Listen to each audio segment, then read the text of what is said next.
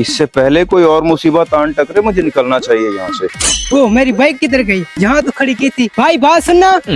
अब क्या मुसीबत पड़ गई? जी भाई बताएं, क्या बात है? वो मेरी बाइक यहाँ पर खड़ी थी, आपने देखी है? हैं? वो बाइक आपकी थी?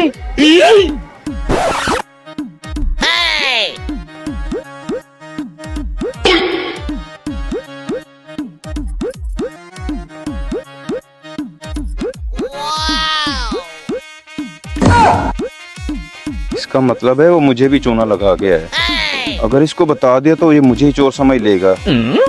लेकिन अच्छा उसने मेरे साथ भी नहीं किया, इसको बताना जरूरी है। भाई अभी अभी एक बंदा लेके गया आपकी मोटरसाइकिल, ज्यादा दूर नहीं गया होगा, आज ढूंढते हैं। अच्छा जल्दी जरा जल्दी, कहीं निकलना चाहिए। आ जाओ आ जाओ।